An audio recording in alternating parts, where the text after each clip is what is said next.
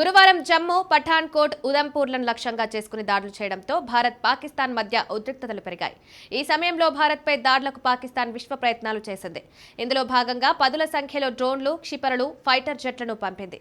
అయితే వాటన్నింటినీ భారత్ షాక్ ఇచ్చింది. అవును, భారత్పై దాడులు చేయాలని డ్రోన్లు, క్షిపణులు, ఫైటర్ జెట్లను పాక్ పెద్ద ఎత్తున ప్రయోగించింది. అయితే పాక్ ప్రయత్నాన్ని భారత్ తిప్పికొట్టింది.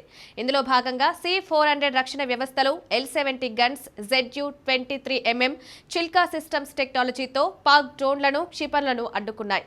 అన్నింటినీ గాల్లోనే తుక్కు చేశాయి. ఈ సందర్భంగా స్పందించిన ఇండియన్ ఆర్మీ, పాకిస్తాన్ సాయుధ దళాలు 2025 మే 8, 9 తేదీల మధ్య పశ్చిమ సరిహద్దు వెంబడి డ్రోన్లు, ఇతర మందుగుండు సామాగ్రిని ఉపయోగించి అనేక దాడులు ప్రారంభించిందని, జమ్మూ కాశ్మీర్ నియంత్రణ రేఖ వెంబడి పాకిస్తాన్ దళాలు అనేక కాల్పుల విరమణ ఉల్లంఘనలకు పాల్పడ్డాయని తెలిపింది. అయితే డ్రోన్ దాడులను సమర్థవంతంగా తిప్పికొట్టామని, కాల్పుల విరమణ ఉల్లంఘనలను సమర్థవంతంగా సమాధానం ఇవ్వబడిందని వెల్లడించింది. ఈ నేపథ్యంలో భారత సైన్యం దేశ సార్వభౌమత్వాన్ని, ప్రాదేశిక సమగ్రతను కాపాడడానికి కట్టుబడి ఉందని, అన్ని దుర్మార్గపు కుట్రలను బలవంతంగా ప్రతిస్పందిస్తుందని ఎక్స్ వేదికగా తెలిపింది. ఈ నేపథ్యంలో గురువారం రాత్రి పాకిస్తాన్ నియంత్రణ రేఖ, అంతర్జాతీయ సరిహద్దు వెంబడి వివిధ ప్రదేశాలకు డ్రోన్లను పంపడానికి విఫలయత్నం చేసిన పాక్ జమ్మూ, ఉదంపూర్, సాంబా, నగ్రోటా, పఠాన్కోట్ ప్రాంతాల్లోని భారత ఆర్మీ వైమానిక అంతర్జాతీయ సరిహద్దు వెంబడి వివిధ ప్రదేశాలకు డ్రోన్లు ప్రయత్నించడానికి విఫలయత్నం చేసిన పాక్ జమ్మూ, ఉదంపూర్, సాంబా, నగ్రోటా, పఠాన్కోట్ ప్రాంతాల్లో భారత